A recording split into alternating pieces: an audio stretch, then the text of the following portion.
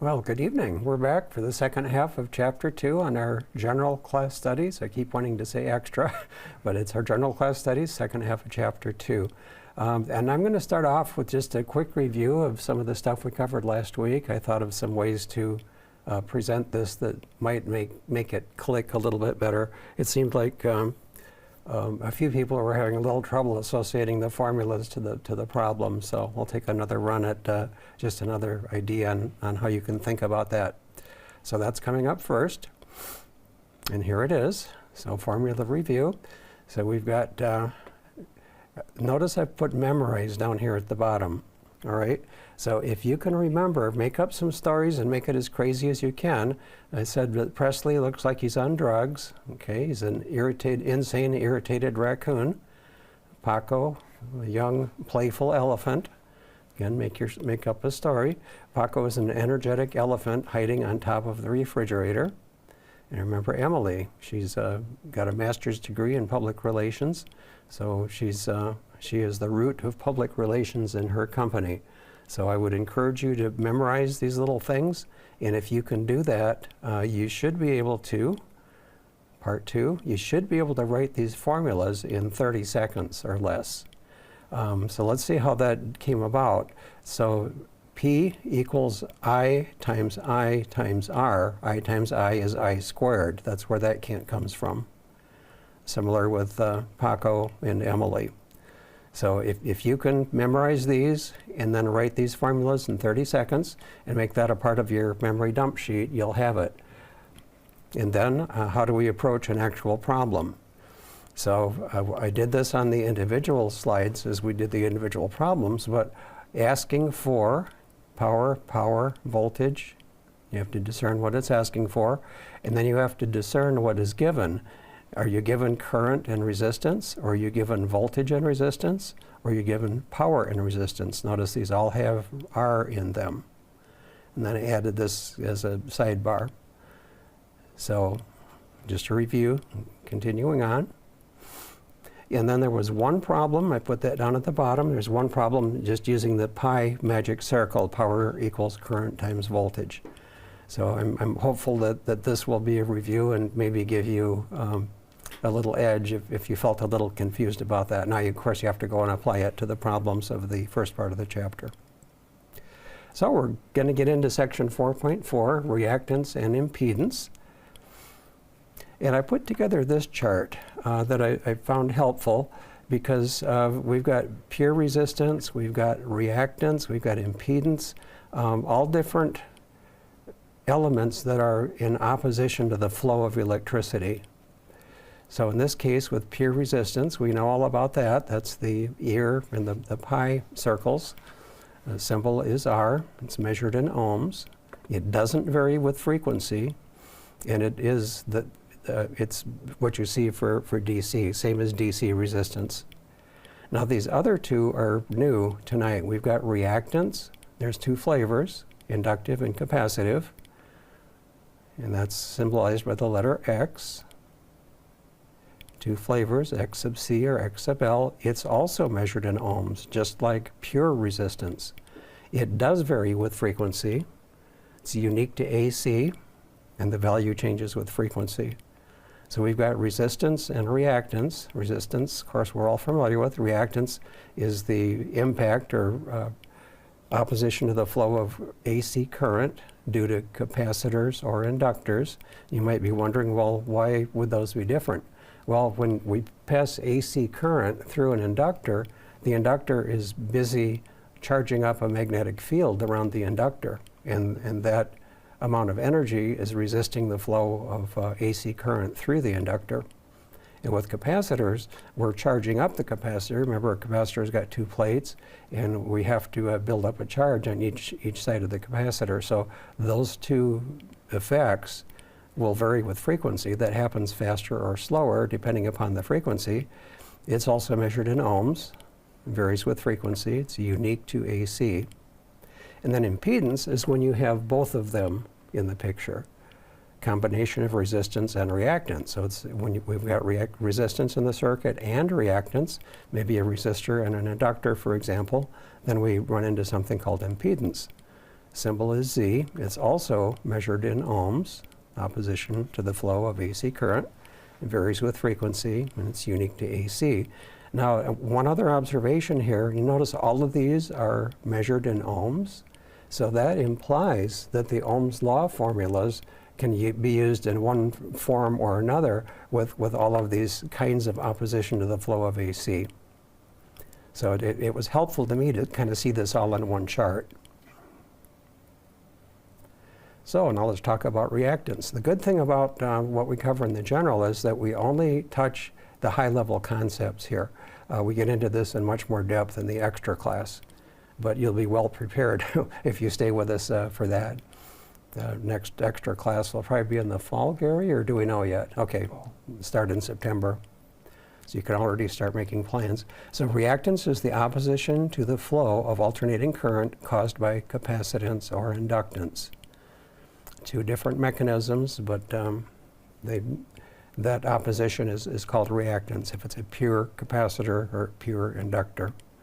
And notice that we've got nice to know versus need to know stuff going on here. The blue, of course, is need to know pool questions. Excuse me. So the symbol for reactance is X. X sub C is capacitive reactance, X sub L inductive. It's measured in ohms, as we saw in the chart, just like resistance. And these are the formulas. Now, you don't have to solve either of these for the general class. You will in the extra. But it's worthwhile, perhaps, memorizing these formulas anyway, because we're going to come to the reason for that in just a minute. In fact, here it is. So we've got what are called the direct relationship and an indirect relationship. So notice what's happening here. If we increase the frequency or we increase the inductance, we're going to increase the inductive reactance. That's called a direct relationship. You increase anything over here, you'll increase it over there. And there is a pool question that specifically asks about that. That's why it's helpful to know that X sub L equals just straight across. X sub C is 1 over. The factors are the same. This is an inverse relationship. That means that if frequency increases or capacitance increases, the capacitive reactance is going to decrease. So as frequency increases, X sub C decreases. These are just opposite. That's why it can be helpful to memorize these formulas. If you forget an F or an L, it doesn't matter, but the direct versus the inverse is important because there are two pool questions that ask that specifically. So here's some reactance graphs. So here we've got frequency. This happens to be dealing with audio frequencies, but that's okay. It works the same at RF. So here we've got frequency, 10 hertz, 20 hertz, up to 200. And then here we've got reactance in ohms. So on the red line, we have inductive reactance. And in this case, the inductor is 100 millihenries. So as the frequency increases, the reactance increases. You can see the curve there. As expected from our discussion of direct and indirect relationships, capacitive reactance is shown decreasing. As frequency increases, the capacitive reactance changes accordingly.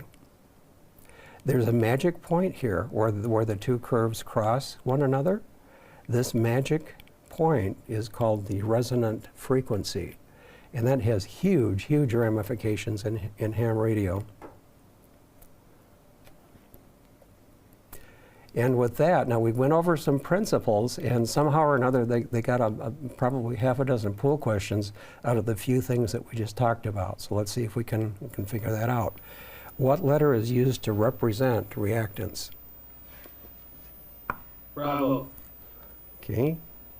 Bravo is the answer. And a couple of these, you have to be careful not to mix up this Bravo with this Bravo, okay? But Bravo is the correct one. It is X. What unit is used to measure reactance? Bravo. Bravo again. It's the ohm, just like with pure resistance. What is reactance? Okay, a bunch of words to read here. Bravo. Okay, we got a vote for Bravo, and that's correct. Opposition to the flow of alternating current caused by capacitance or inductance. Either one is going to be reactance.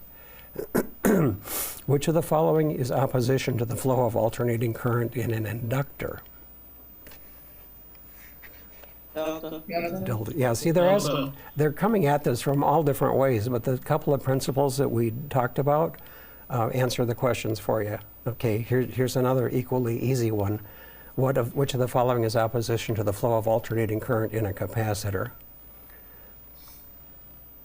Charlie. It is Charlie. Charlie. Yep. It's good.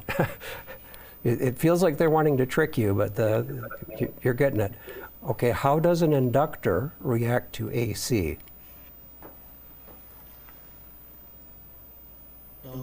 Delta. Delta. Okay, that's our direct relationship, which is why I suggested it might be helpful to know those formulas, even though you don't have to work any of them. Note frequency, not amplitude. Yes, right. They talk. Yeah. So be careful when you're reading this one. It is frequency. I thought I made a mistake, Gary, and I'm so devastated over here. But now I feel good again. So next one, how does a capacitor react to AC? Alpha. Alpha, as the frequency of the applied AC increases, the reactance decreases. Again, the direct and indirect relationships. Okay, good, you got that. All right, now we're going to talk just a little bit about resonance, a very high level. So resonance in a circuit occurs when the capacitive and inductive reactances are equal. We saw that on a graph. So here we've got an AC generator. We're measuring some current flowing through the circuit. Got an inductor, capacitor, and a resistor.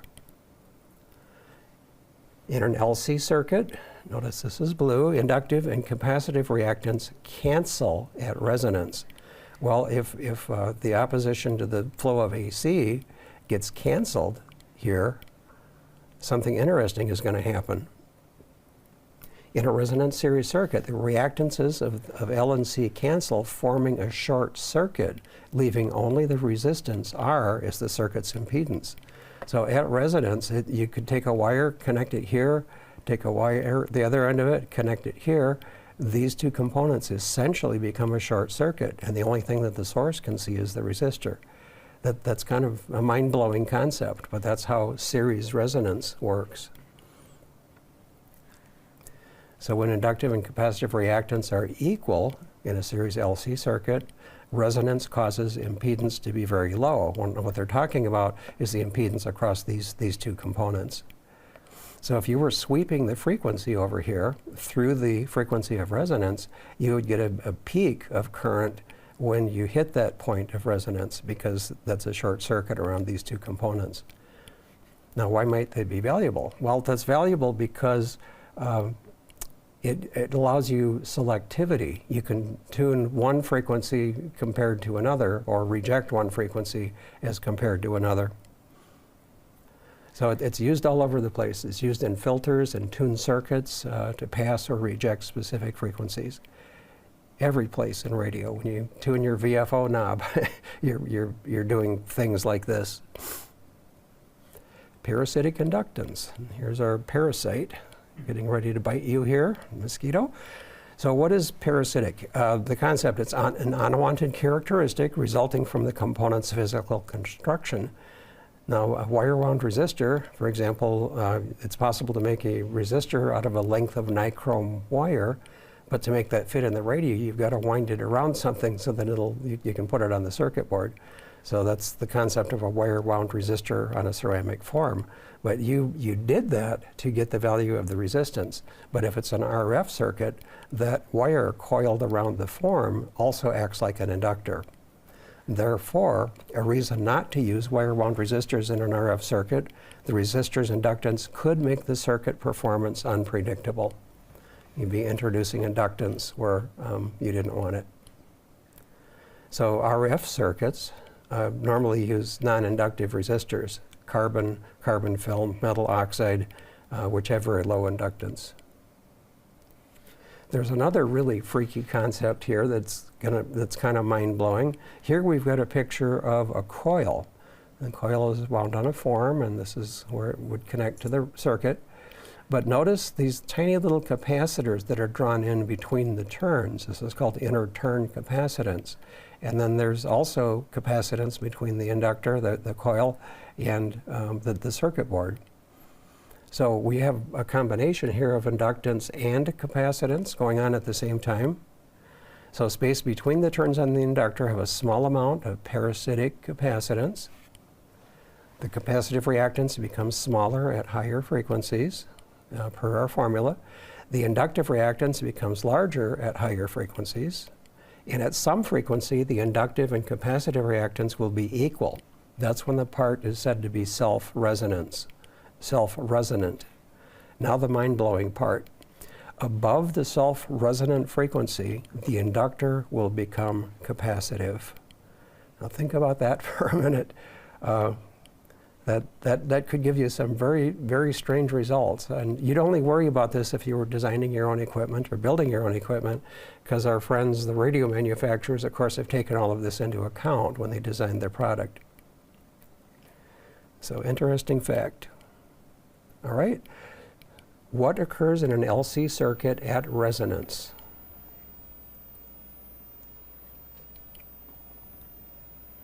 delta, It is delta. Inductive reactance and capacitive reactance cancel. What happens when inductive and capacitive reactance are equal in a series LC circuit? Charlie, Okay, resonance causes the impedance to be very low across the series inductor and capacitor, correct.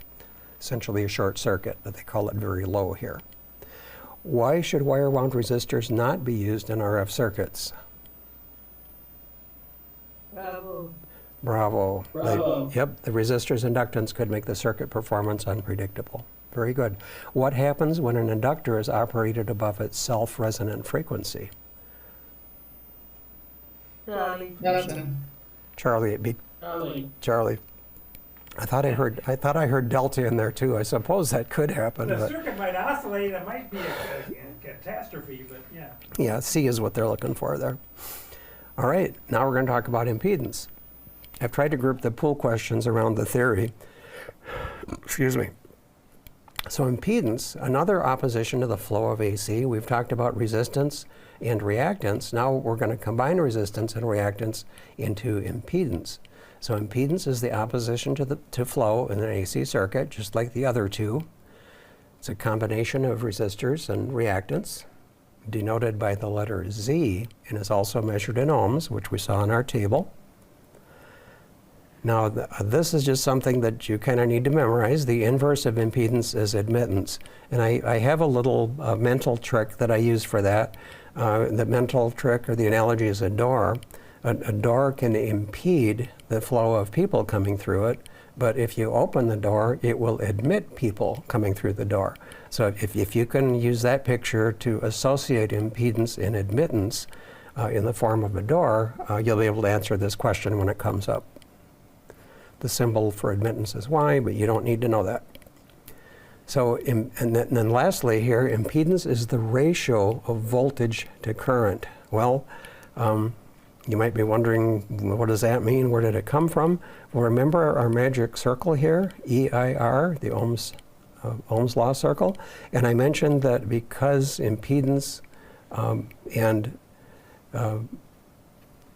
reactance are both have their units in ohms, Ohm's law properties can apply. There are some modifications that we won't get to until we get to the extra class, but you can see here that the truth of this now, impedance is the ratio of voltage to current. So impedance, okay, remember how these circles work? If you put your thumb over what you're looking for, the formula is given here. So in this case, it's E divided by R, which is the ratio of voltage to current. So hopefully that'll help you see why that's true. And then there's a circuit diagram here that, that shows an example. We've got an AC circuit, got 2 amps flowing. We don't know what's in this black box, but we know that we're applying 250 volts. We're getting 2 amps here. So the impedance is going to be 250 divided by 2, or 125. You won't have to calculate one of these, but this is just another illustration for impedance is the ratio of voltage to current. Z equals E over I. E over I. And again, this is our table again, just it hasn't changed since I showed it to you the first time. So all of these things still apply. All of these oppositions to the flow of AC are measured in ohms, and this is how they work out. All right, so now some exam questions on some hairy sounding things, but I don't think they're going to be that bad. What is impedance? Charlie, ratio of voltage to current, and it would be tempting to pick some of these other ones, but if you can visualize that magic circle, that'll nail it for you. What is the term for the inverse of impedance? Delta. Delta. Admittance, my door analogy. Okay, now we're going to talk about impedance matching. So this is extremely important in ham radio, because you might have a 50 ohm transmitter, you might have a 50 ohm transmission line, your coax, and you might have a 200 ohm antenna. So that's a problem, because there's going to be a reflection of energy at the antenna, and you want to somehow match the impedance so that the transmitter will think it's seeing 50 ohms, and on the other side, into the coax, it's going to think it's 50 ohms. So that's what we consider to be impedance matching. So amateur transmitting equipment is usually nominally rated at 50 ohms output impedance. Most antennas are designed to have a feed point impedance of 50 ohms. You might remember that a dipole is approximately 73 ohms, I think it works out to be. So that's a little bit of a difference, but it's not enough to bother the transmitter. It's less than 2 to 1 SWR. But even if your antenna is resonant, it's very likely not going to be resonant over the band. Like 80 meters, for example, is a pretty wide band, and 10 meters is a really wide band. So you might be resonant at one point in those bands, but not in the others. That's where impedance matching could be important to you. So a reason to use impedance matching, use an impedance matching transformer at the transmitter output, is to present the desired impedance to the transmitter and feed line, okay? So on this side, we've got 600 ohms. On this side, we've got 500. So this magic little device in the form of an impedance matching transformer will make both sides happy and cause us to send the maximum amount of power out to the antenna rather than having it reflected all over the place. It's 50 ohms on the transmitter side. You said 500, but that's okay. You know what I'm thinking? There's an error in our book, and I'll come to that and mention it in a minute. But yeah, 50 ohms. Our book says 500. I'll tell you where that is in a second. Thank you for that, Gary. Gary keeps me honest, and I really need to stay honest. So, and here's what's happening here is it's really asking how would we wind a transformer so that we could match 50 ohms to 600. So let's see if the words reflect that. Transformer turns ratio. Remember we talked about turns ratio when we were talking about step up and step down transformers? Okay, transformer turns ratio that matches these two impedances. How do we do that? So same diagram. So the transformer turns ratio is the square root of the impedance ratio. So there's a hairy formula in the book that talks about this, but if you just understand the principle, you'll be able to understand what we're doing. So the turns ratio is equal to the square root of the impedance ratio. So that's 600 divided by 50. The square root of that works out to 3.46 or 3.5 rounded. That would be an example of a 3.5 turns ratio would be 35 turns on the primary and 10 turns on the secondary, or vice versa. It works both ways.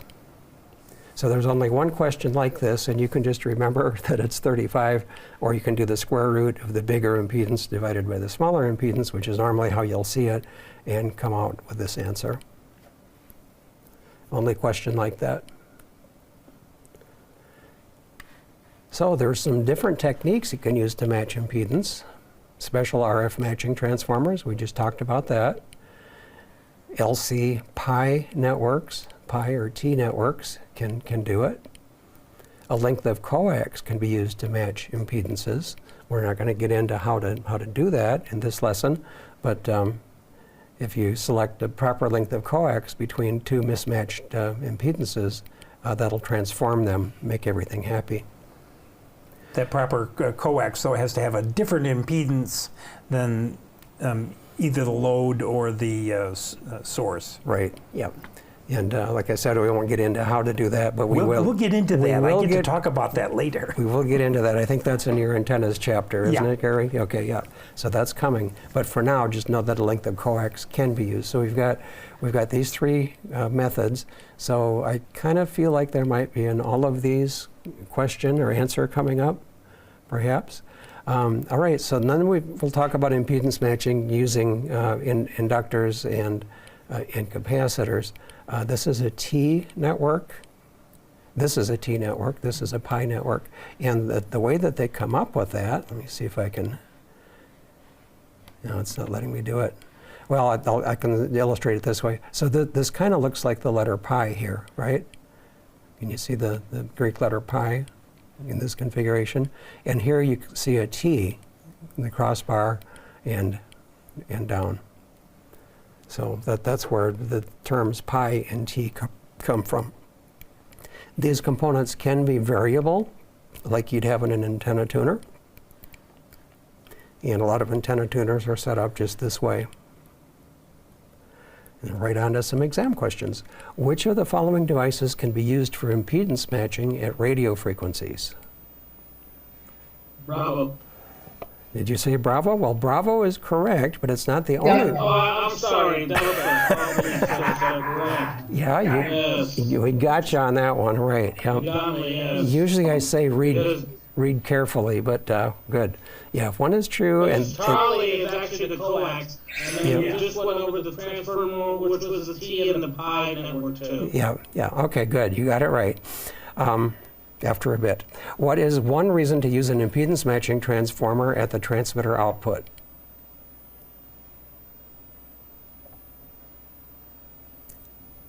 Alpha.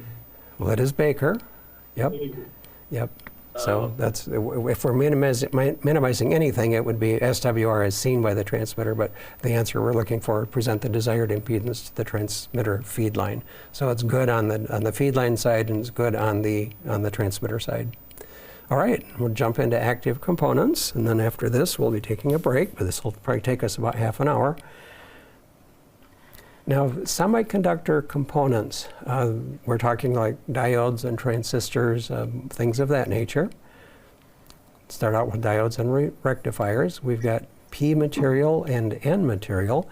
Now, most semiconductors these days are silicon. There's various other kinds that have different properties, but pure silicon is really an insulator. The only way that we can make it a conductor or a semiconductor, because it didn't start out that way, is to add a chemical element on one piece of silicon and a different kind of chemical element on the other, and that will cause it to have some very, very interesting properties. So that this is basically a diode. I've drawn in a diode, circuit symbol, and the anode and cathode side. So a diode, the chemical, it's called a dopant. The dopant used for N-type material causes an excess of electrons to exist in the N region, the N material. All right, just store that fact for a minute. On the P side, the dopant that they use causes an absence of electrons, which are called holes. Now, the concept of a hole is that the material is just waiting for an electron to fill that hole to become neutral again. So we've got holes and we've got electrons.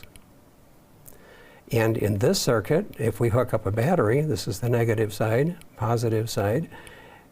In this configuration, the negative side of the battery goes to the N material, the positive through a dropping resistor will go to the hole side. It will conduct current, DC current. So that's a super high level of P and N-type material. Gary does a fabulous job of explaining this further in the extra class. So this is called a junction diode because we've got P material and N material that are joined together in a junction. So it'll block the flow of current in one direction, and it will allow the flow of current in the other. Got an alarm going off over there. It's fixed. Okay, so current flows when a positive voltage is applied from the P-type to the N-type material. This is called forward bias when a diode is conducting because of the voltage is applied in this manner. That's called forward bias. If you reverse the battery, that's called reverse bias, and there's no current flow. Now there's two things that the pool will ask us. When the diode is forward biased, there's a voltage drop across the diode. In other words, if you put a voltmeter from one side to the other, with a germanium diode, it's one type of, I've been talking about silicon, germanium is another material that's used in semiconductors. The voltage drop across a germanium diode is about 0.3 of a volt. The voltage drop across a silicon diode is about 0.7 of a volt. We had a past student that came up with a method that helped them remember it. You might have a different way, but that was Mary Pinson. In fact, you know her, Gary, with one of our past students. And she came up and replaced the R in germanium with the 3 and the L in silicon with a 7. So GE3 manium or Si7 Illicon, if that's a word, it was the mental trick that she used. And this will come up in a pool question. Now there's some things that you need to consider in diodes. This is just general background, no blue text here. But a diode, I could have titled this slide, How to Destroy a Diode, okay? So we're gonna try to tell you how not to destroy a diode. So the peak inverse voltage, that's the maximum reverse voltage before breakdown occurs. So it might have a PIV rating of 100 volts. So if you exceed 100 volts AC across the diode, it could pierce the internals of the diode and short it out. So you have to make sure that you honor that. Secondly, there's average forward current. Because there is a little bit of a voltage drop across the diode with a given current, that means there's going to be some power dissipation there. And if you exceed that rating, the current rating, the diode will overheat and fuse itself. It'll melt or open. And then there's another concept here, also related to diode ratings, junction capacitance. Okay, when a diode is reverse biased, the layers of P and N-type material act like the plates of a small capacitor. So we know that it won't pass DC when it's reverse biased, but the higher the voltage that's applied across that and that diode, the greater it'll change the capacitance. It's basically pushing the plates apart that are defined by what's called the depletion zone, where the P and the N material come together. So if you take a DC, reverse bias the diode, and then change the value of the DC, the capacitance of the diode will change. That's called a varactor diode, and that's the exact mechanism by which most FM transmitters are modulated. The voice is applied in differing amounts of capacitance will change the oscillator frequency, causing the audio modulation to occur. So that'll come up in the future. And then junction capacitance can affect switching speed. Some diodes are designed so that they switch very, very quickly. And a case where you might see this is you might have heard of pin diode switching in transceivers. That's when the transceiver has the ability to go from transmit to receive extremely fast using pin diode switching. It can actually go so fast that you can hear the receive signal between dots and dashes of a CW signal. So these are, and that's all related to junction capacitance. This is just some background in context that will come up in your ham radio work. Different kind of diode types. And Gary again does a fabulous job of describing these in a different class. So pin diode we talked about, used for RF switching. Schottky diode. the varactor diode, which I explained, and a Zener diode used as a voltage regulator in some pictures. There's probably 3 times this many. Scientists, of course, once they understood what diodes were doing, developed all of these other applications: light emitting diode, photo diode, all of those things. So just stuff to be aware of. Only a few pool questions related to this. What is the approximate forward threshold voltage of a germanium diode? Bravo. Bravo. Bravo is correct. What is the approximate forward threshold of a silicon diode? Charlie. It is Charlie. This can be a useful troubleshooting technique, because if you're working on a piece of equipment and you put a voltmeter across the diode and it's 0, well, guess what? You got a shorted diode. Or if it's something more than 3/10 or 7/10, you've got a problem. All right, transistors we're going to jump into now and just scratch the surface. Here's some diagrams of an NPN, PNP junction transistor. And they have the property of high amplification. And you can use that property to make them useful as switches, ones and zeros, or on and off, in addition to being amplifiers. Now, the concept of saturation is when further increases in the input result in no output change. In other words, the transistor is conducting just as hard as it can. And the concept of cutoff is when the input signal reduces the output current to 0. That's the off state. Again, these are for switching contexts. For amplifiers, it's you never want to run in saturation or cutoff. You want to be in between. So saturation and cutoff are the operating points for a bipolar transistor used as a switch. I got a picture of that coming up. So fully on, it's called saturation. It acts like a closed switch. Here's a picture of a closed switch. Fully off, that's the cutoff state. It acts like an open switch, as shown here.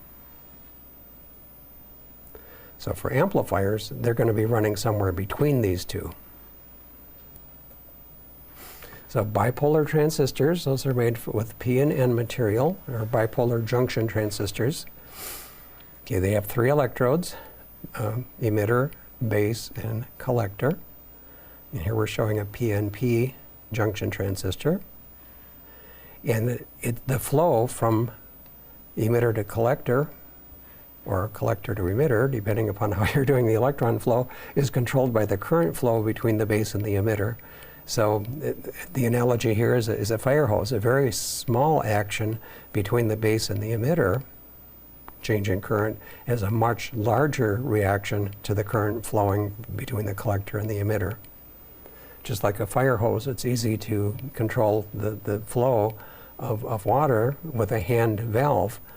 There's no way you could hold your hand over the end of that hose without that valve. So similar here. So we have 2 different flavors. I learned this a long time ago. How do you tell a PNP from an NPN? Well, somebody suggested pointing in is PNP, excuse me. Not pointing in is an NPN. I'll give you another trick coming up. Bipolar transistors means P material, N material. Here's some pictures, different power handling, high current, lower current ones. So very little base emitter current is required for the collector to emitter current to flow. Control of a larger current by a smaller current is current gain, or what's called beta. The other flavor we'll talk about is field effect transistors. And I kind of consider this line in the middle as like being a fence in a field. It helps me remember the symbol.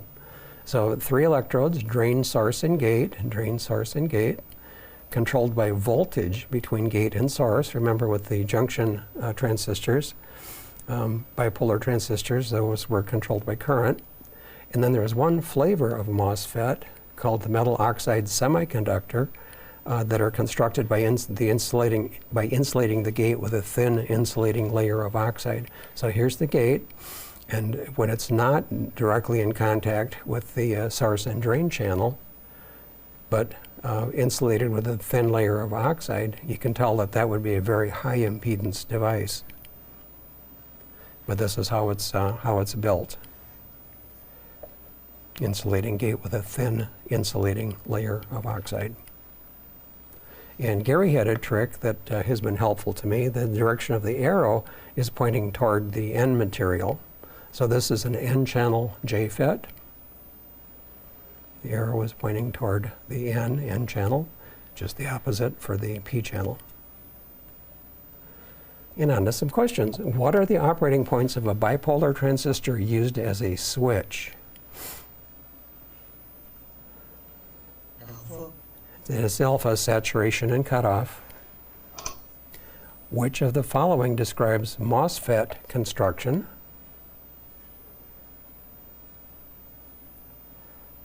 Bravo. Bravo. The gate is separated from the channel by a thin insulating area or layer. Now, vacuum tubes. Why in the world would we want to talk about vacuum tubes? Anybody got an idea? Well, power amplifiers, yeah, the cheapest way to get 1,000 watts of RF or 1,500 watts is still with a tube type amplifier. So there's a lot of them in use in ham radio, a lot of them for sale, still being made. So there's at least three electrodes. We've got what's called the cathode. We've got a screen or a control grid here, and then we've got a plate. And vacuum tubes operate at hazardous voltages. Maybe in a receiver, tube type receiver, which we don't have around very much anymore, but when we did, they were probably only running 100, 150 volts on the plate. That's still enough to make life unpleasant if you touch it. But when we get into high power amplifiers for ham radio, you might need as much as 3,000 or 5,000 volts on the plate to generate that high amount of power. So you have to be careful, the hazardous voltages. Now, a little bit more on how they work. There's what's called a filament or a heater, and I don't know if you've ever heard the statement, real ham radio glows in the dark. Well, that's referring to tube type equipment where you could actually see the glow of the tubes if you had the lights off in your ham shack.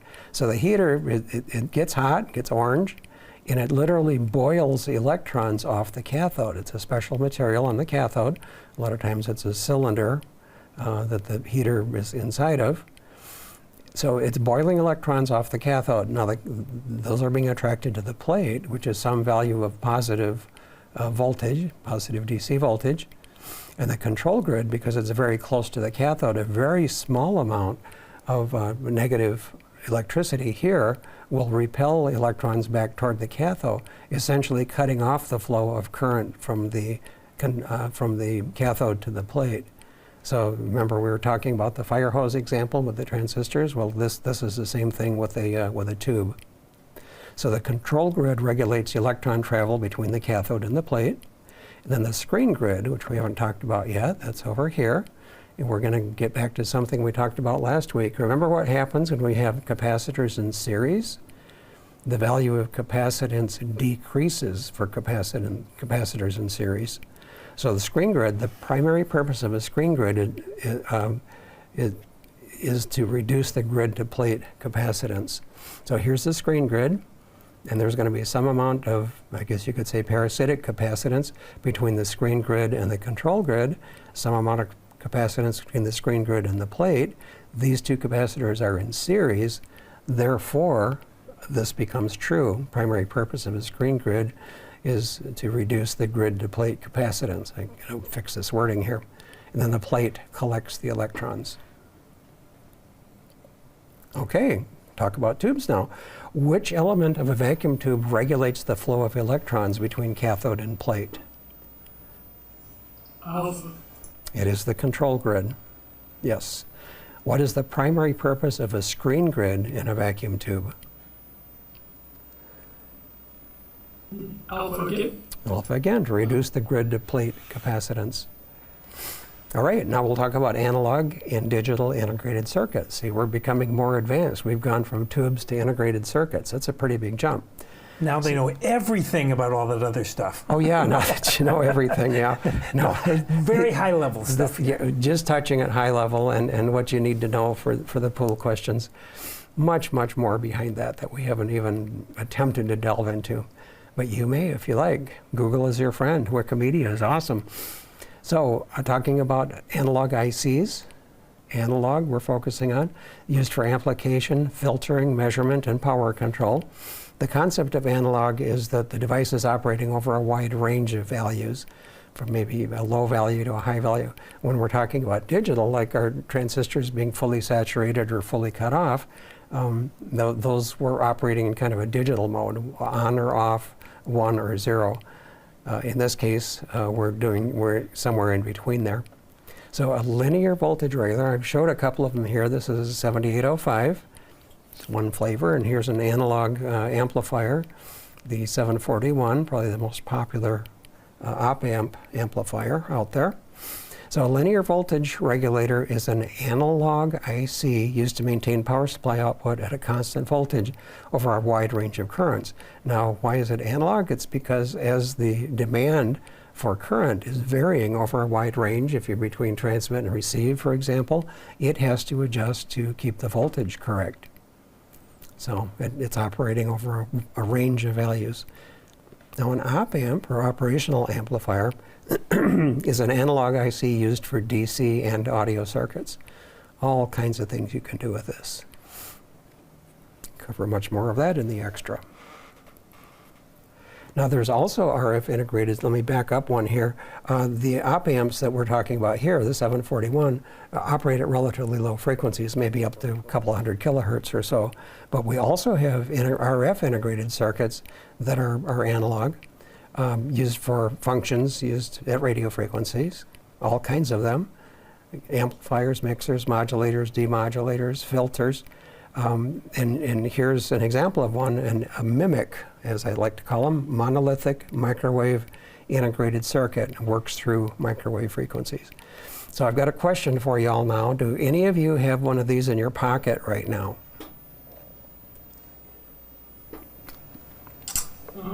No, mine's downstairs. Yours is downstairs. Oh, your phone, yeah, that's awesome. Your phone is full of mimics, okay?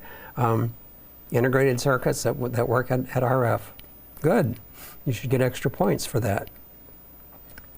Now we're going to talk about digital integrated circuits. These are integrated circuits that act on inputs that are ones or zeros, highs or lows. Digital ICs operate with discrete values of voltage and current representing the binary number system values 0 and 1. It might be 0 volts and 5 volts, for example, representing 0 and 1. So an advantage of using the binary system is that ones and zeros are easy to represent by on and off states that we looked at earlier. They can perform control computations and control functions. And there's one particular family of digital ICs, CMOS, complementary metal oxide semiconductor. It's popular because of its high speed and low power consumption. Before CMOS, we had something called TTL, which is transistor logic. And even before then, what was it? Resistor? Diode transistor, and before that, resistor transistor. Yeah, really old stuff. But the important point here, they're contrasting TTL with metal MOS. All right, what kind of device is an integrated circuit operational amplifier? Delta, it's an analog device. What is meant by the term mimic? Bravo. It is Bravo. We've got some really interesting looking distractors. The wrong answers are called distractors, by the way. Which of the following is an advantage of CMOS integrated circuits compared to TTL integrated circuits? Alpha. Alpha, lower power consumption, super important. Now we're going to get into some digital logic basics. And if you want to see an easier, if you want to have something that's easier to read, it's on page 431 of your book. Now the good news here is that of all of these different varieties of logic gates and circuits, we only have to worry about one. This is called the AND gate. So we'll delve into that a little bit. All right, so we've got two functions here called AND and OR functions. Only the AND that will be in the pool. So these are the symbols. This is an AND gate, this is an OR gate. I think I like to differentiate between them because this sort of looks like the letter D for AND, and this curved input over here kind of looks like the beginning of a letter O for OR, AND gate, OR gate. Now there's truth tables here that we'll get to in a minute that explain the Boolean functions implemented by the gates. Now Boolean functions, that's a branch of algebra that, believe it or not, dates back to 1880. So there were mathematicians doing computations with ones and zeros before we even had radio. But that's a system of algebra that describes how ones and zeros can be manipulated. So the Boolean equations I blanked out here because we don't need to worry about them. So now truth tables explain the Boolean functions implemented by the gates. So how does this thing work? So an AND gate, you have to have A high and B high, thus it's an AND gate, in order for C to go high. So both inputs have to be high in order for the output to go high. And let's look at the truth table here. So we've got the A input, the B input, the C output. So the only time, if you go down the output, C, the only time that's high is when both A and B are high. So that's how the truth table works. And I won't really talk about this one because it's not in the pool, but it's just a different variety of the way it works, different truth table. So the function of a two-input AND gate, the output is high only when both inputs are high. And that's basically all you need to know. This could be multiple semesters in college if you really wanted to understand all of this. That's all we need to know. You're welcome. Another concept, no pool questions here, but it's the concept of inversion, where if you put a high on the input, you'll get a low on the output. And that can be extended into our AND gate. If for some reason the output, it'd be more valuable to have it a low when both inputs are high. You can do that with what's called a NAND gate, or not AND gate. Just basically inverts that output. Instead of a high and a high giving you a high, you'd have to have a high, and that would generate a low. And that's described in the truth table. Again, that's just background. So gates in combination, this is where things get really, really fun, leading up to microprocessors ultimately. We got something called a flip-flop. It's a combination of gates here. You've got AND and OR gates combined. And it's sequential logic. It's built on flip-flops, feeding other flip-flops as used in counters. An example, a 3-bit counter, one with 3 flip-flops. Now the concept of the flip-flop is you pulse it once and it changes state. You have to pulse it again for it to change state again. So for every 2 pulses, you get a change on the output to positive or negative or whatever you're looking for. So if it's a divide by 2 circuit, counting 2 pulses to get 1 out, if you had 3 of these wired in series, you'd have a 3-bit counter, one with 3 flip-flops. So it can count, the first one can count by 2. You put another one behind it that lets it count by 4, the combined circuit. With 3 of them, you can count to 8. And the math for that, which you don't really need to know, but it is in a poll question, that works out to 2 because you've got 2 states. Time raised to the 3rd power, 2 to the 3rd is 8, which is 2 times 2 times 2. A 4-bit counter would just have 4 flip-flops. 2 to the 4th is 16. Another concept that they'll ask us about is the shift register. Now it's here's a picture of one over here. It's a clocked array of circuits that passes data in steps along the way. So let's say that we have a 1 and we clock the shift register. That'll put a 1 in this position. The next time we clock it, everything's going to move to the right. Eventually it'll wind up over here, and when it gets to the end, it just falls out. It goes into the bit bucket, as people lovingly say. Well, why would you want to do one of these? Well, this would be an example of a 4-bit serial to parallel converter. So here we're putting bits in one at a time in series, and then at some point in time, we can see 4 of them in parallel all at once. So that would be a practical application. So what you need to know is just this definition here. Here's a little bit bigger picture.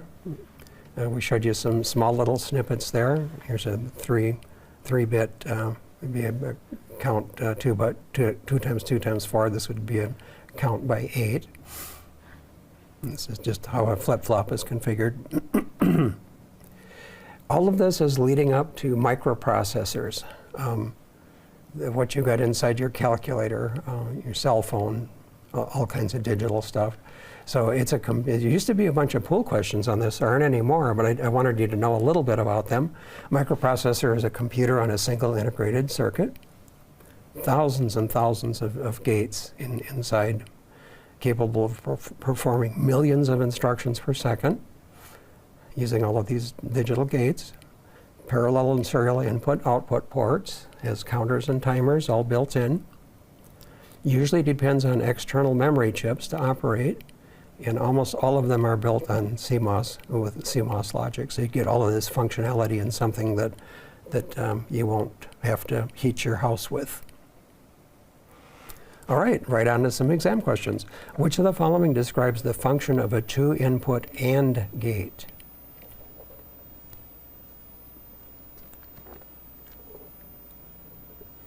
Wrong.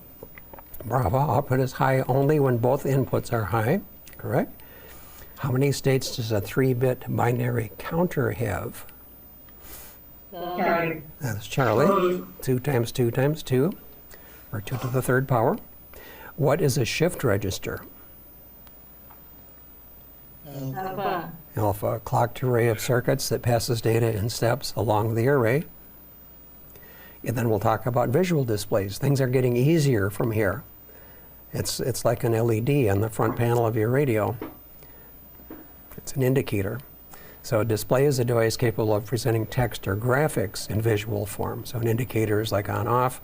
Display would be like the frequency display on the front of your radio. We have light-emitting diodes. Special diode that produces light when it is forward biased. You can get them in all kinds of colors. Low power consumption, fast response time, long life. Liquid crystal displays, kind of an interesting technology, sandwiching liquid crystal material between transparent glass panels, and then by applying voltage, they can twist the liquid crystals to block the flow of light. Now, from what we're describing here, there is no source of light, it's just turning off light. Therefore, liquid crystal displays require either ambient light or backlighting, since the liquid crystal layer does not generate light. So you'd have a hard time seeing your TI-36X Pro in the dark. So liquid crystal display compared to an LED display, higher contrast and high ambient lighting, because with the liquid crystal, it's turning off light, doesn't have to generate it to overcome sunshine. All right, how is an LED biased when emitting light? Delta. Delta forward, it has to be conducting. How does a liquid crystal display compare to an LED display? Alpha. That's alpha, higher contrast and high ambient lighting. All right, and at this point, this would be an ideal time for a break. We've been through the first 2 sections. We have 2 sections remaining. So at this point, go ahead and we'll take 5 minutes and go do something to get your mind off this for a little bit. We've been through the hardest part already. There's a little bit in power supplies that looks a little bit hairy, but there's not a lot of questions about it. And then the rest of this is really easy. So we'll start our break. After break, I hope you did something fun during your break. I won't venture a guess what that might have been in 5 minutes, but you're back with us anyway, I hope. So practical circuits is the next section, and we will be covering some topics in power supplies that might look a little hairy at first, but the questions aren't that difficult. Again, we'll be getting more into that in future classes. Batteries and charges, alternative power and connectors, that's all super easy stuff. So you want to have questions on those because they're so easy. So rectifiers and power supplies, we'll do the hard part first. So we have something called a half-wave rectifier. Here we've got an input AC waveform And we're going through, I'm going to call it a step-down transformer. We're going to pretend that we're 120 volts coming in. We want to get 13.8 volts coming out. So a half-wave rectifier allows current to flow in 1/2 of the input AC waveform. Remember, we said a diode would pass current in one direction only. So if we take the output of this transformer, have a diode here, the output is going to look like something like this. The positive peaks are going to appear in the output. The negative peaks will not, because they won't pass through the diode. So what is the characteristic of a half-wave rectifier? You only need one diode.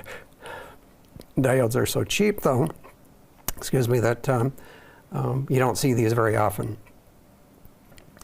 In now full-wave rectifier circuits, there's two flavors, 4 diodes and a bridge. This is by far the most popular.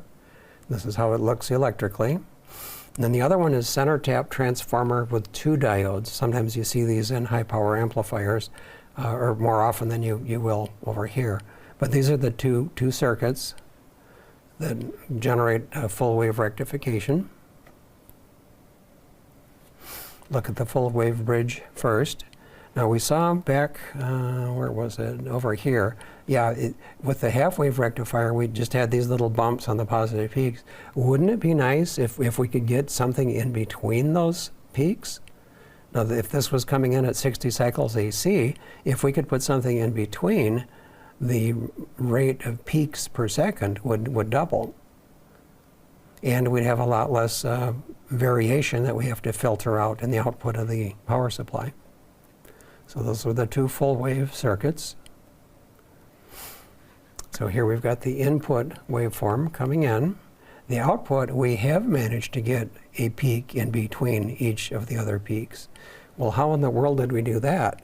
Well, with this circuit, with a bridge rectifier, which is what this is all about, the way it's configured, there's 2 diodes that are going to conduct on the positive peak, and 2 other diodes that will conduct on the negative peak. So when 2 of them are conducting, the other 2 are not, and vice versa. So we wind up with an output waveform that looks like this. So what we're going to see on the output is something at twice. If this is a 60 cycle AC coming in, our output is going to be giving us little bumps of voltage, if you want to call it that, at double that rate, or 120 cycles per second. Much easier to filter and much more efficient, because you're not wasting that bottom set. Now, Kastler had a real good description of how this works, and our book goes through it as well. And this diagram shows which diodes are conducting and which ones are not. But for us, suffice it to say that we're getting an output that looks like this. Get little voltage bumps at twice the input frequency that's coming into the transformer.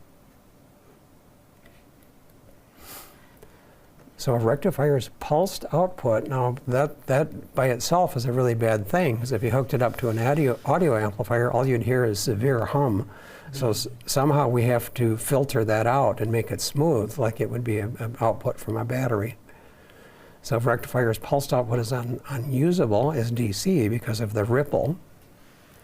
So filter networks made up of capacitors and inductors smooth out the ripple and convert that bumpy looking output to something smooth, just like it'd be, or close to what it would be like with a battery. So we can use an inductor to smooth out current pulses, and we can use capacitors to smooth out voltage changes. And very commonly, both of these components are used to filter the output of a transformer, output of a power supply. Large electrolytic capacitors are used frequently. Now we're going to talk about high voltage power supplies. This would be like the amplifier case that I was talking about, where you might have thousands of volts needed. So the amplifier is protected by fuses in the primary circuit, usually a fuse that's on the back panel that you can change if it blows. And then they have something called bleeder resistors across the output, that high voltage output, that discharges the filter capacitors when the power is removed. It's very common to have filter capacitors in series in a power supply like this, because filter capacitors it might be hard to get one that's over 450 volts DC. So you put several of them in series in order to get up to the to the value that you need that matches the output of the supply. And the bleeder resistor is just conducts a small amount of current from the output of the supply. You think you're wasting that power, but it's very small. But the idea is that resistor, the bleeder resistor, will bleed off the charge from those output capacitors to reduce it to zero over a matter of minutes, hopefully, so that if you open it up and work on it, you won't get a shock. Otherwise, a power supply that either has bad bleeder resistors, that it can hold that high voltage for days or weeks, can be very dangerous. So that's when working on supplies, you want to wait for the bleeder resistors to discharge the energy, even if it's unplugged. And most experienced people that work on these things will short out those capacitors just to make sure that they don't have a charge on them. Now we'll talk about switch mode supplies. There's two flavors of power supply. There's what's called a linear supply and a switch mode supply. So with a switch mode supply, transistors switch current pulses at a really high frequency. Remember we were talking about 60 cycle AC coming into a transformer? Well, what happens with a switch mode power supply, we're chopping up that incoming AC right as it comes out of the wall into a high frequency, like 20 to 50 kilohertz. And that requires much smaller transformers, which is a good thing because transformers are heavy and expensive. So high frequency operation allows for the use of smaller components, lighter weight inductors and transformers. And by comparison, the linear supplies are very heavy. I've got a linear supply at home. It's probably 15 or 20 pounds. I also have a switch mode supply that's probably 3 or 4 pounds. So a tremendous difference between the two. Now there are some hams that swear by or swear at certain kinds of power supplies. Some hams won't use anything but a linear supply because there's no hash.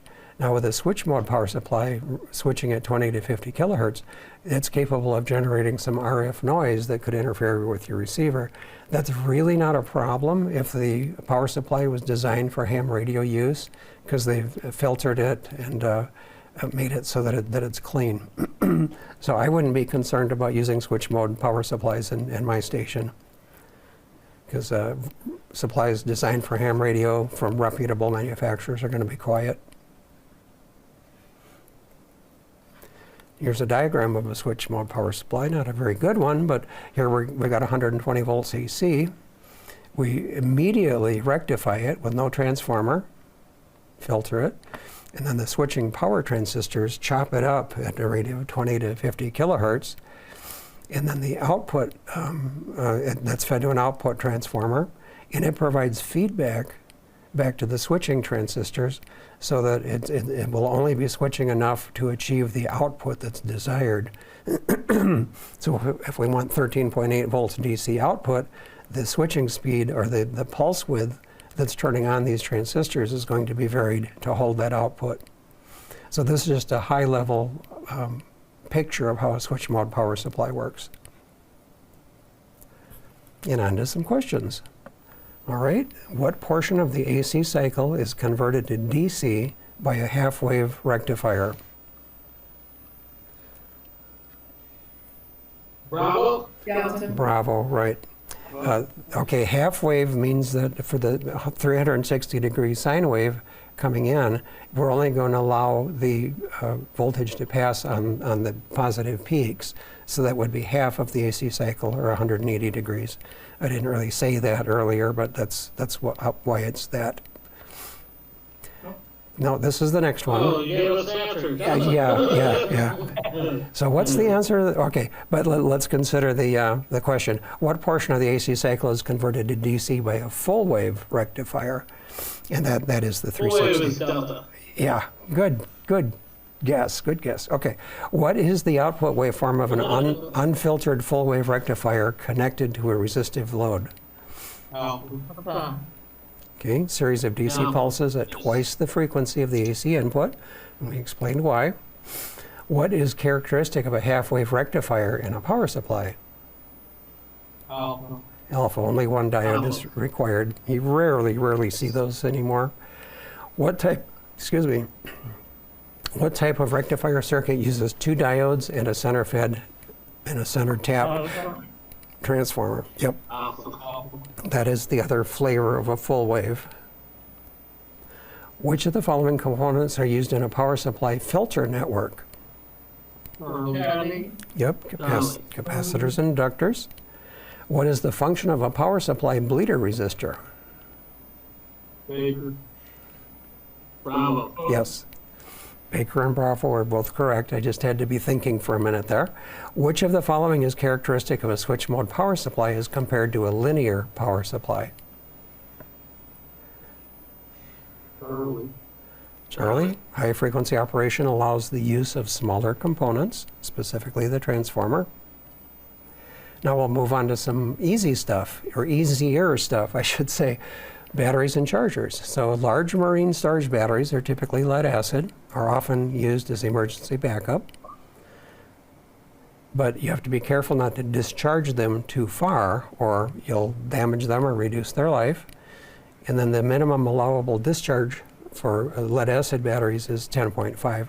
This number is kind of controversial, but it's in that area, and this is what they want for the pool question. So a 12-volt battery, you don't want to discharge it below 10.5. So batteries have a property known as internal resistance. And if you have low internal resistance, you can have high discharge current. So it used to be everything was NiCad. And some other stuff you can look at. This is just a reference of different kinds of batteries.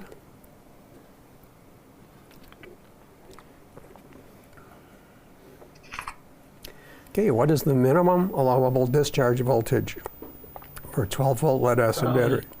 Charlie. Advantage of batteries with low internal resistance. Excuse me. Yep. High discharge current. So we left off with alternative power, and here we have a happy wind blowing, happy cloud, happy sun. So we've got solar power, and we got this big word here, photovoltaic conversion, process by which sunlight is changed directly into electricity. And then wind power can turn big turbines. Now the issue is that we have to be able to store that energy when the wind is blowing or the sun is shining. So large battery banks are typically used. Back in my cellular days, we had battery banks like this at our cell sites that would supply power if needed. So solar cells are a special type of diode. When the sun shines on a solar cell, it will cause the protons will be absorbed by electrons, create a forward voltage across the diode junction, and the open circuit voltage is about 0.5 volts DC. So they can be connected in series to generate higher voltage, and the way that you'll normally see them configured is a configuration of individual cells in a solar panel are connected in series parallel to get up to 120 volts or 180, whatever you need. A little bit more on solar. There's two questions related to this. First one talks about having a diode in series with the solar panel so that when it gets dark out, the battery won't discharge back into the solar cells. And then the other one here for lithium iron phosphate batteries, a solar panel must have a charge controller. For lithium batteries, as some of you I'm sure know, the individual batteries have to be monitored so that they charge at an even rate. So that's the concept of the charge controller. So why should a series diode be connected between a solar panel and a storage battery that is being charged by the panel?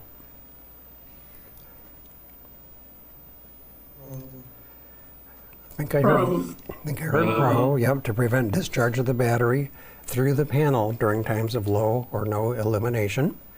What precaution should be taken when connecting a solar panel to a lithium iron phosphate battery? Delta. That's Delta, the charge controller, to get those batteries balanced. What configuration are the individual cells in a solar panel connected together? In what configuration? Alpha. Series parallel, exactly. An approximate voltage from a fully illuminated silicon photovoltaic cell. That would be, Bravo would be an individual element in the array. Connectors, okay, we're getting easier and easier as we go here.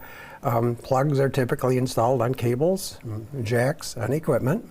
And here's some RCA ones over here, like you have on the back of your stereo, or some of the ham equipment, keying for an amplifier, for example. ALC typically uses RCA type plugs and jacks. Most hams have got a whole collection of adapters, which I'll show in a minute. And splitters divide signals. And keyed connectors cannot be connected backwards. Like this one here, it's impossible to connect it backwards. That could be catastrophic, of course, if you're doing battery voltage to a high current device such as a transceiver.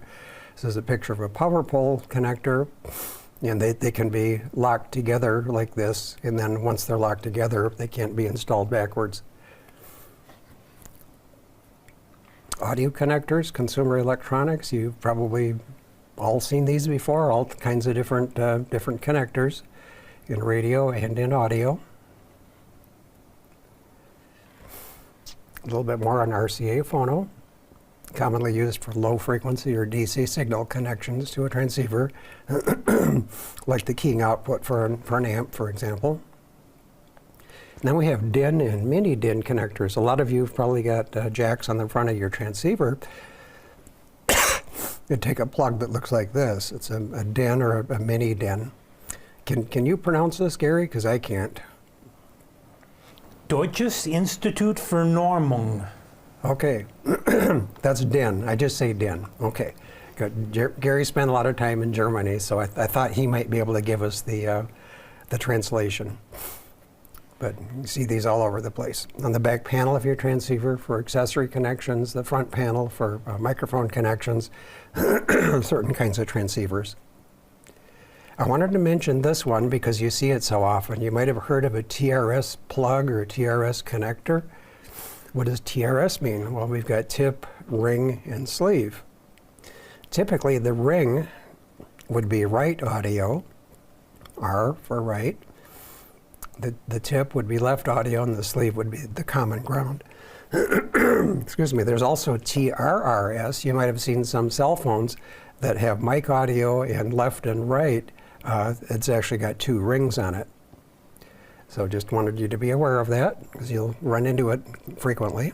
This one is actually an adapter. It looks like this is probably a 1/4 inch or an 1/8 inch here, 1/8 inch plug converted to a 1/4. Power connectors, all kinds of varieties there. Here's the Anderson power pole. I've got Anderson power poles on basically all of my equipment. RF connectors, we'll have some specific ones I'll mention here. Most hams have got a little box someplace that has all kinds of these adapters, BNC to BNC, BNC to N, end to end. I've got all of these kind of things, because Murphy's Law says that whatever cable you have to connect two pieces of equipment, one of the connectors on one end of the cable isn't going to be what you need for the piece of equipment you're connecting it to. So that's where a good collection of these adapters come in handy. You can find lots of these at Hamfests, cheap. And then some specific ones. Now this is the one that you probably all have on the back of your transceiver, or will have when you get one. This is called a UHF connector. Some controversy about why it's called that, but for now just be aware that that's the famous UHF. Back in the day, 300 megahertz was UHF. Yes, okay, yep. And that's where they used them. So SO239 and PL259 are the designators for this connector. End connectors are moisture resistant and used up to 10 gigahertz. So you can kind of see this little red rubber insert there, making it moisture resistant. SMA connectors, this is like what's on your handheld radio if you've got one that has an SMA, like most Yaesus I know do. SMA connectors are small threaded connectors designed for miniature coaxial cable and are rated up to several gigahertz. So remember that the N is the moisture resistant up to 10, SMA rated up to several gigahertz. Typical upper frequency limit for low SWR operation of BNC connectors is 4 gigahertz. Here's some pictures of the BNC. So most test equipment, higher end test equipment, is going to have N connectors or BNCs because they're good for higher frequencies.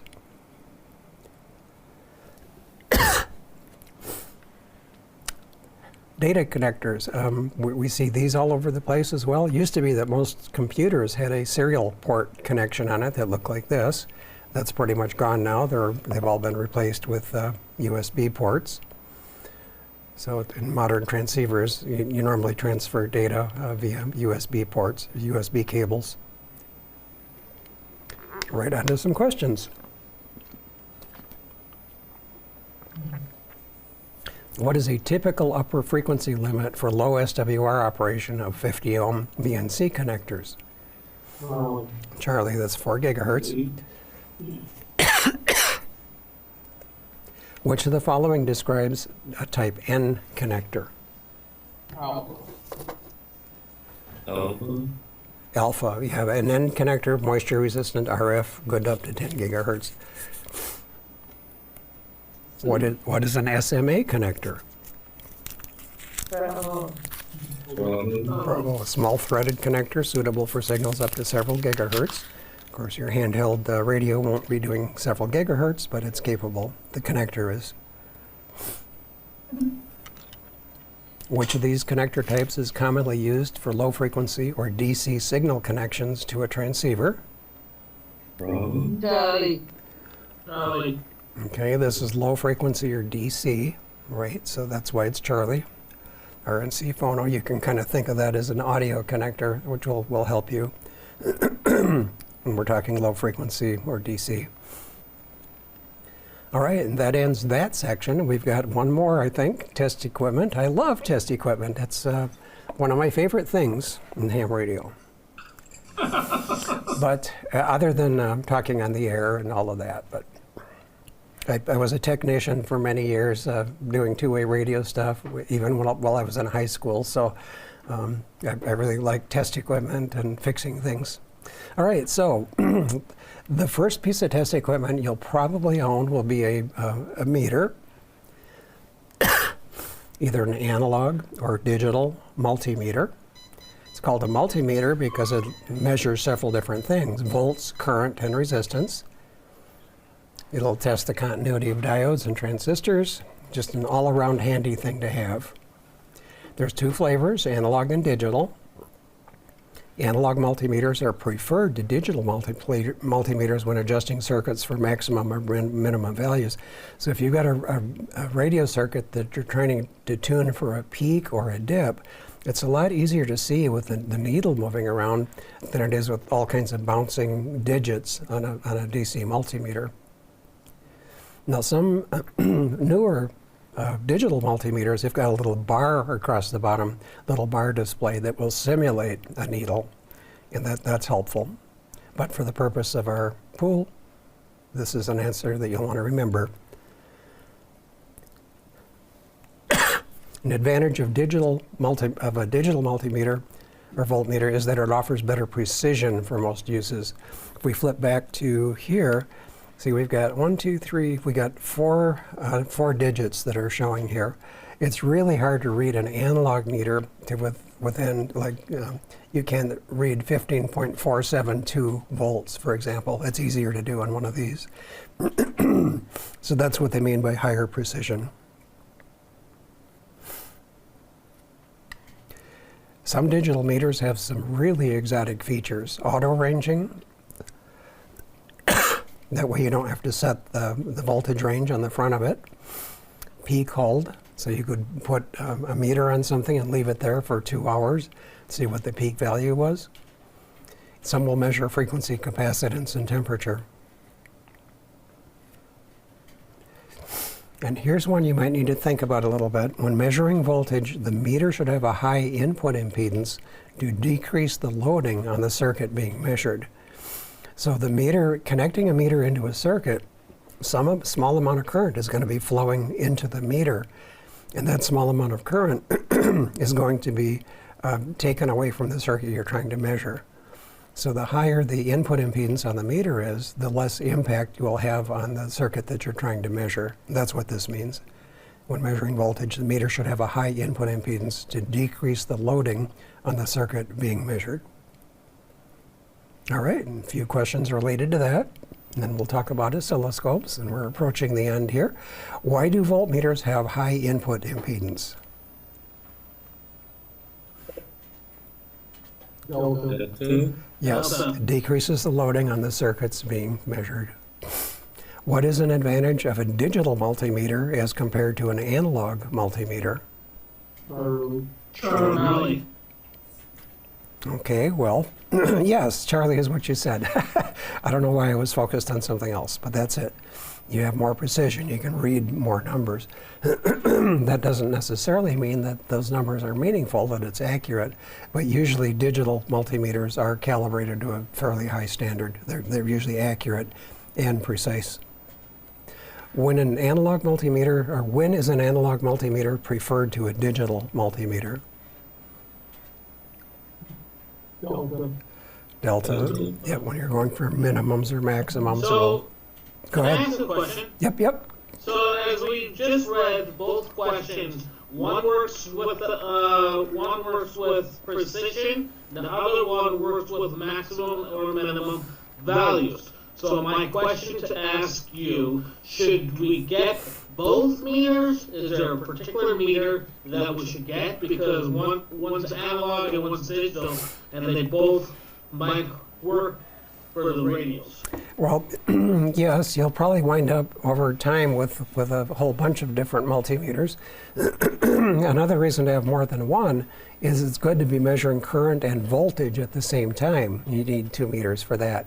But I'll have a couple of inexpensive ones I'll be showing on another slide coming up. Okay, thank you. You bet. Oscilloscope, or scopes as people usually call them, it's like a miniature TV set. It's showing a picture of an AC waveform here, just a sine wave. Nothing too dramatic about that. But it displays voltage, the height of the signal over time. And it's better than a digital voltmeter for measuring complex waveforms. If this is a really complex waveform like the speech output of a single sideband transmitter, you can learn a lot about the quality of that signal by looking at an oscilloscope display that you'd never be able to get from any other kind of meter. Kind of makes sense that it would be using horizontal and vertical channel amplifiers. Remember, an oscilloscope is a little bit like a TV set, so the concepts of vertical and horizontal match. External signals are connected to the horizontal and vertical channel inputs to control the display. So we're hooking up external signals here. See them on the display. And then because there's a wide variety of signals that you might want to measure, there's input circuits with variable gain and update rates, refresh rates, to display the various kinds of signals you might want to see. So here's something any magazine review, QST for example, that's evaluating a transceiver will usually have some pictures like this called keying waveforms. How well does that transceiver operate in the CW mode in terms of the RF that it's putting out? So an oscilloscope is the best instrument to use when checking the keying waveform of a CW transceiver or transmitter. There's a couple of different ones shown here. What's good about this, see, it isn't a straight, it doesn't come straight up, go across, and come straight down. That causes a lot of RF noise, or key clicks as they're called. You want to shape that waveform so that it rises relatively gradually, falls relatively gradually, and that will prevent a lot of RF interference, or it decreases the spectrum of the CW signal dramatically. So this would be a good waveform. And then another way that you might want to use an oscilloscope is to look at the modulated output of an AM transmitter or single sideband, which is a variation of AM. And how do you do that? You want to take it says the attenuated RF output of a transmitter.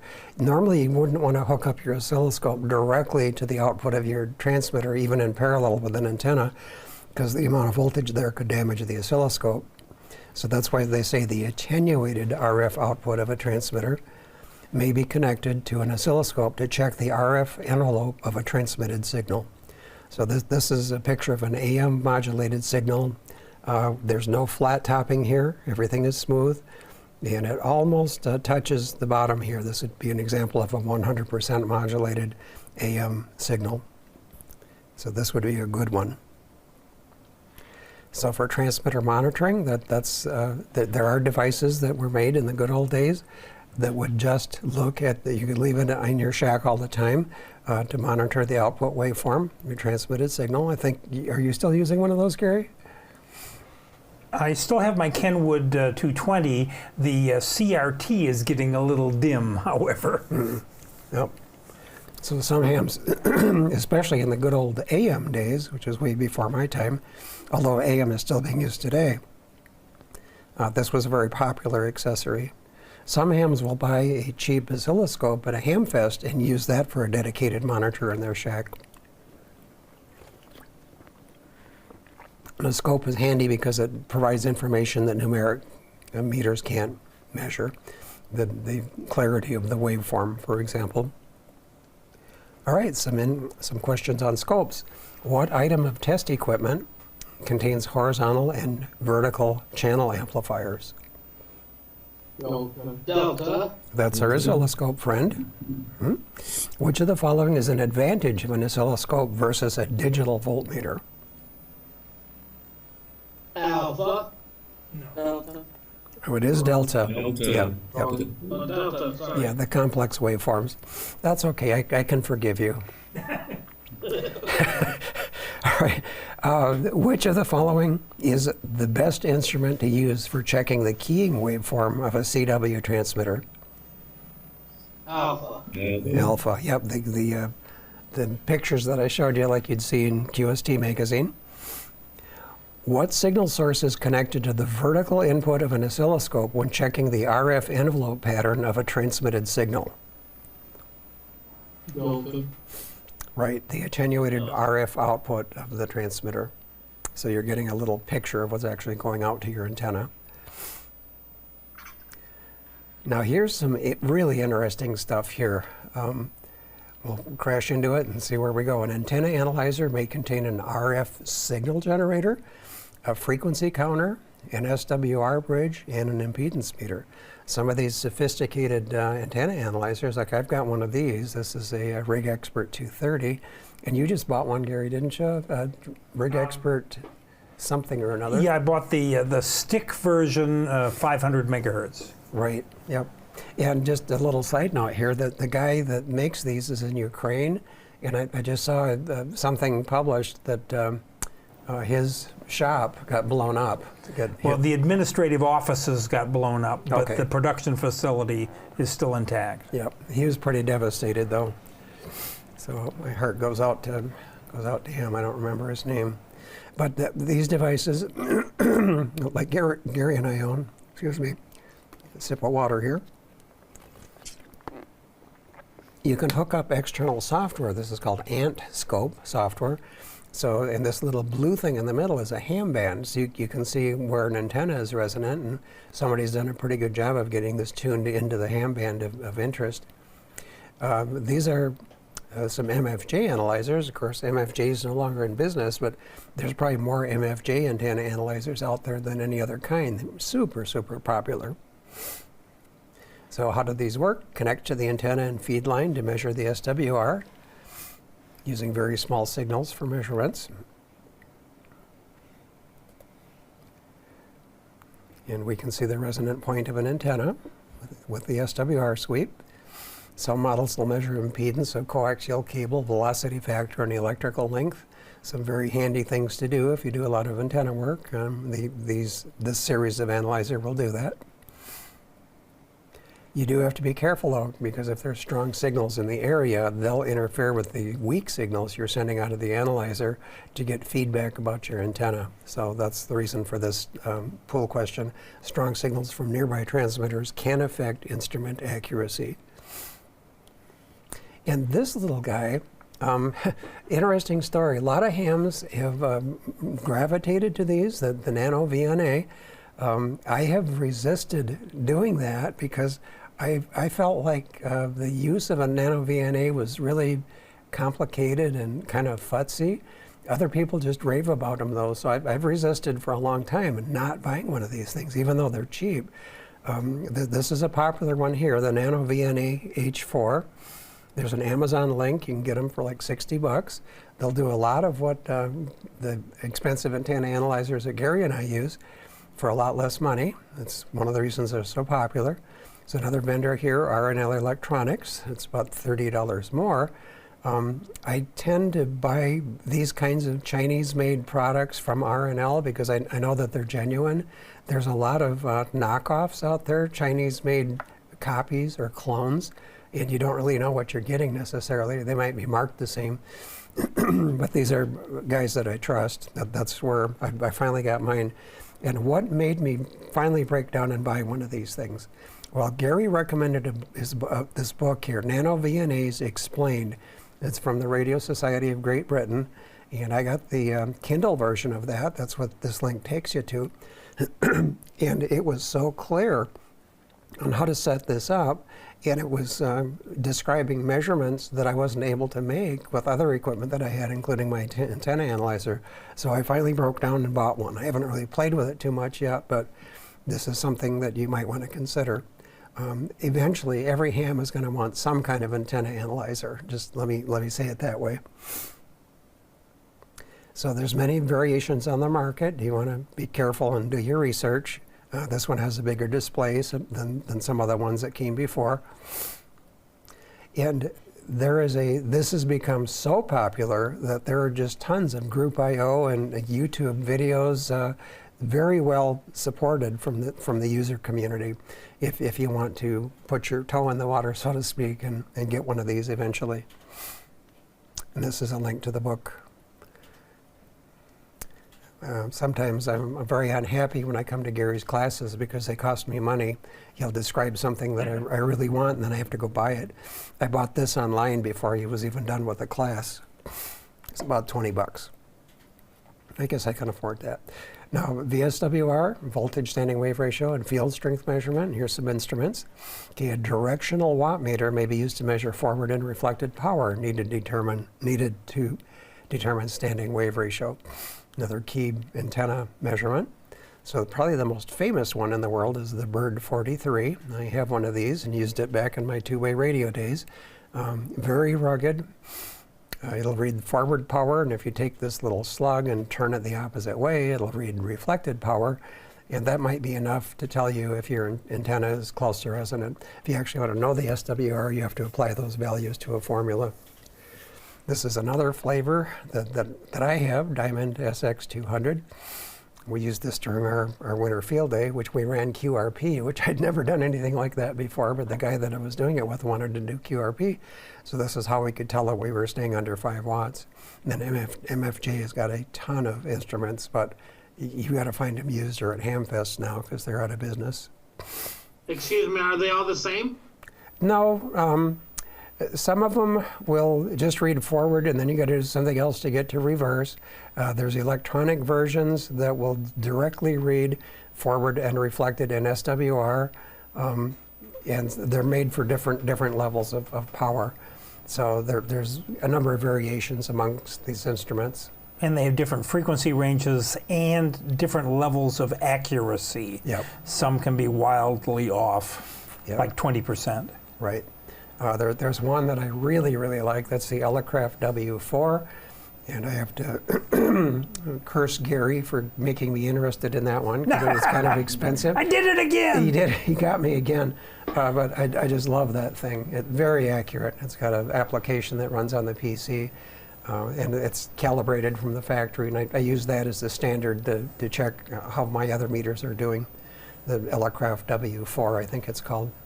And then field strength meter, MFJ had a nifty little device that had these little extendable antennas coming out of each side.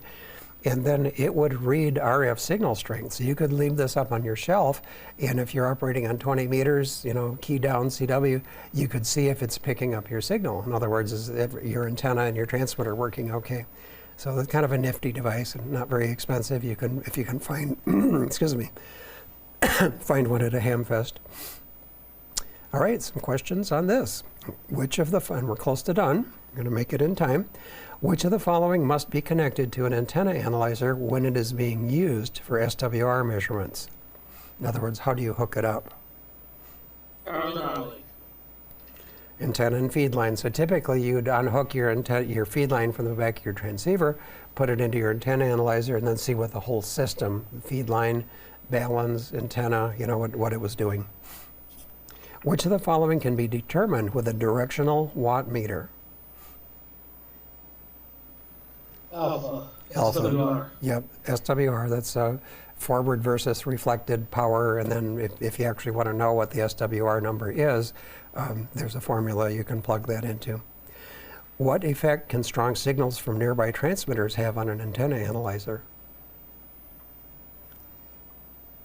I think I heard alpha, but the answer is, what effect can strong signals, okay, receive power from adjacent strong or local strong signals can interfere with SWR readings, because the way that an antenna analyzer works, it puts out a low-level signal and then analyzes what comes back. If there's a high-level signal coming back in addition to the low-level signal that you set out, it's going to be all confused. So some of the MFJ meters had this classic problem. If you were nearby a medium wave transmitter, an AM transmitter, you'd get readings that were all over the place. Yep. So that's the reason for this question. Let me just put in one side note here. I've got a friend that has an analyzer, I think the same one that I have, and he didn't realize that on a dipole antenna that's not hooked up to anything, it can maintain a voltage on it, either by wind, you know, capacitively coupled, or nearby lightning strikes. If there's nothing to discharge that voltage and you hook it up to your antenna analyzer, it can blow out the front end. And you were about to say something, Gary? Yeah, well, it's called wind static. Wind static. And yeah, you want to short out the connector before you plug it into the antenna analyzer, just to make sure that there's no static charge at that point. Mm-hmm. But yep. Yep. Back in my novice days, I remember touching my antenna terminals and getting a really healthy zap. The same way the voltage was being started on both sides of the dipole and got me. If you've got a balun up near your antenna, that normally will ground it DC-wise and bleed off that static. But the point here is be sure that you kind of short that antenna out before you try to analyze it, because it could damage the analyzer. Which of the following can be measured with an antenna analyzer?